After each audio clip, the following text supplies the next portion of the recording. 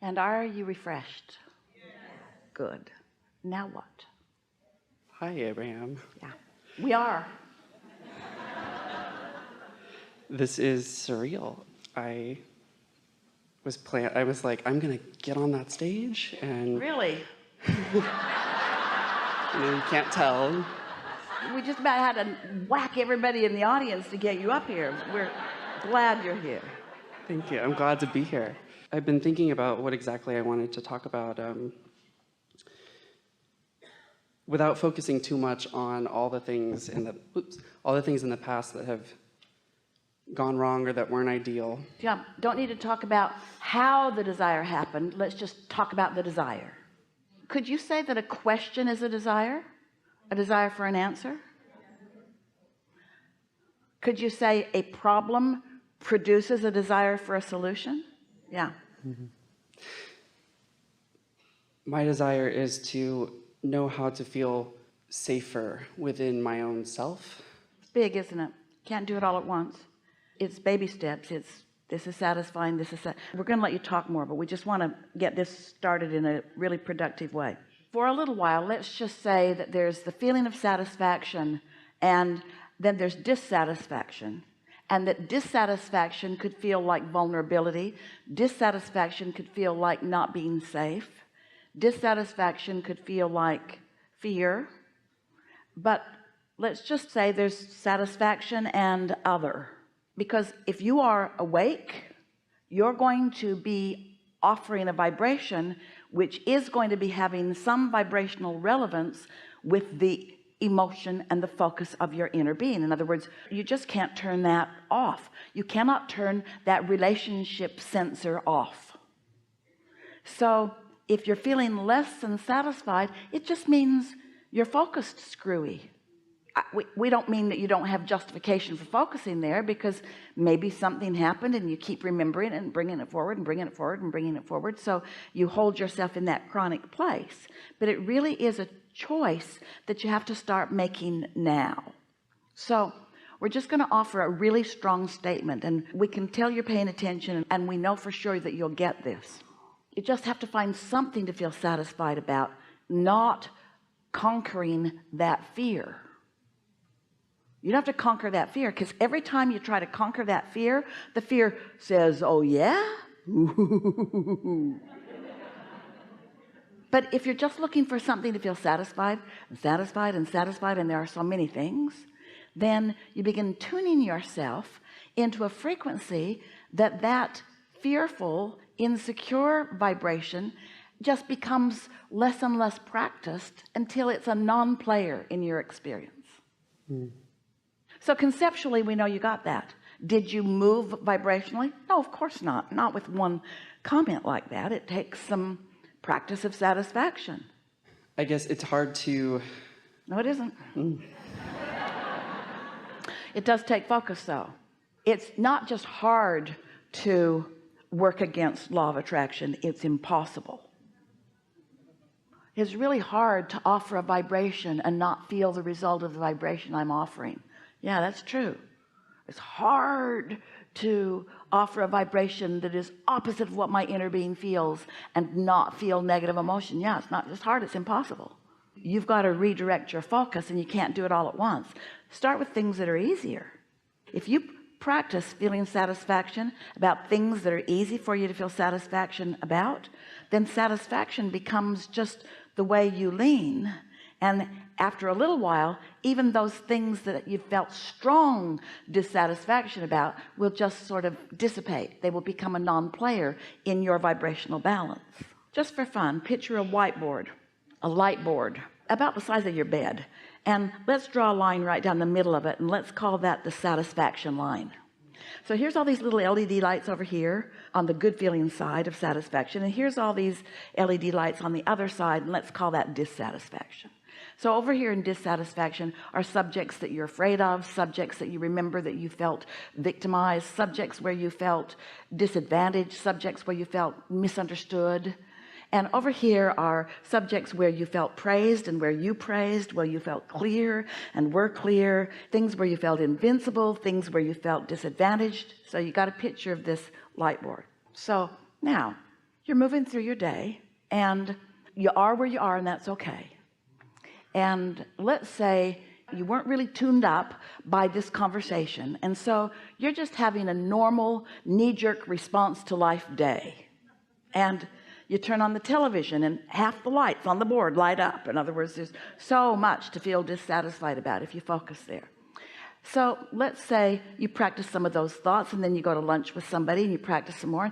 That board is just so active and so ready to light up. In other words, it's just practiced, and the more you practiced, it's like a really bright half of the bed.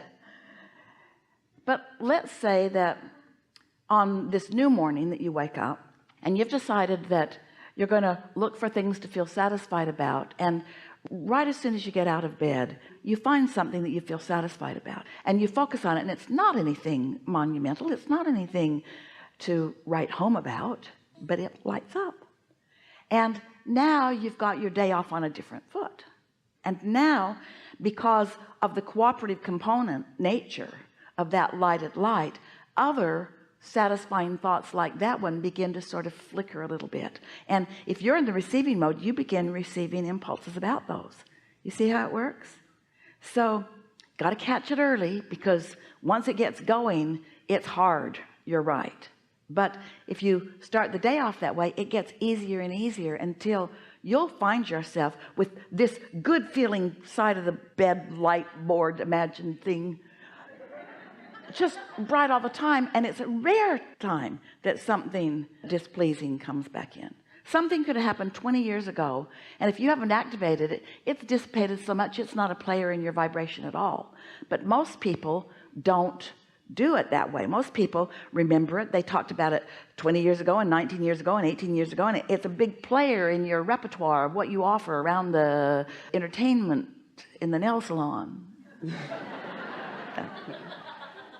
I was recently kind of abandoned by my mom, and Good. yes, it is good. Really, It is good. mothers are overrated because they think they're smarter than you, and they think that they get to live your life for you, and they think that they should get to make all the decisions for you. And so mothers are a lot to overcome. Yes. And How you doing out there, Mom? Well, if you're a mother, you don't agree with us, but if you remember your mother, you know exactly what we're talking about. yes. Without getting too into it. You're going to, though, aren't you? Yeah. Well, because it comes to a bigger question. Yeah, but you see what you're doing? You're doing what almost everybody does. You're in this place where you feel this dissatisfaction, and we get it.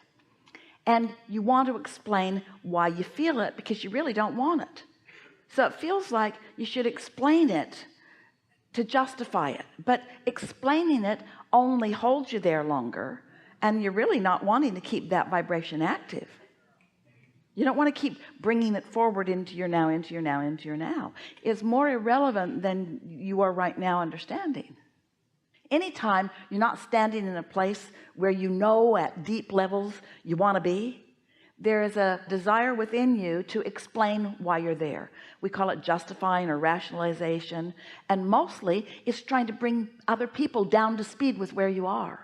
You used to say up to speed. I need to bring you up to speed with where I am. Not really what's happening. You're bringing me down to speed with where you are because you want me to relate to you. I would like to know how to feel more Baby steps, one at a time. purpose, just life purpose. Well, you see, first you got to find relief, then you find satisfaction, and then life purpose starts showing up. So just allowing. Yep. And you're not off track, you're on track. The contrast has put all kinds of purpose in your vortex. You just got to get in the vicinity of it a little bit more and let it start lighting up a little more. We'll give you an example. So a few months ago, Esther was in Del Mar, and she had been meditating. We'd really been talking about the value of getting into the receiving mode every day, and she has done a lot of meditating through the years, but she wasn't meditating every single day. So she decided that she was going to take that 15 or 20 minutes and quiet her mind and focus on some sound and allow her vibration to rise. So she'd been doing that for 2 or 3 weeks, steadily every day. So what she began to notice is she could feel her detachment and she could feel her vibration rising. And then quite often, just as she was coming out of meditation, right before the timer would go off, something would occur to her. Some really good idea would occur to her. Not anything important, just a good idea. So one morning, the good idea was, learn the sound system in this house that's been there for 10 years that you don't understand. She thought, ooh, that sounds fun. So she got the contraptions that went with the system, and it's a combination between what's happening on the television screen and what's happening with her remote. And she just started fiddling with it, and it started making sense to her because she was in the receiving mode, and somebody, Jerry, knew how it worked. So she was in the receiving mode, pushing buttons, and suddenly everything was making sense to her. So she discovered all this variety of music, and then she discovered that she could send it to all the zones in the land, to the porch, to that room, upstairs, downstairs, over there, out there, patio, everywhere. She could adjust the volume. She had complete control of her musical destiny, and she was having such a good time. And then she started going through the music genres, and she listened to that, and she listened to that, and she listened to that, and then she found rap. Ooh, who knew? And then she listened a little longer, and she liked it. So she listened more, she left it on quite a while. Then she was done. She went on with her day doing other things. The very next day, she sat to meditate again. And as she came out of meditation, another really good feeling idea came to her. I think I will move all the furniture in the house around, which was illogical when you think about it, because every piece of furniture had been specifically purchased to sit in that perfect place. But suddenly it all looked like it should be somewhere else. Really strong, ravenous feeling of wanting to move the furniture around. That rug would be better in that room, and that rug would be better over there, and that would be better over there. Everything looked like it needed to be someplace else. So she went directly to her computer, looked up movers, found 2 men in a truck, called them. They were available. They came right over. So she said, basically, I want to move everything somewhere else. And they looked at her like, okay, but she seemed to be so happy that they didn't question her. And so strong boys, men, they just started moving this and moving that.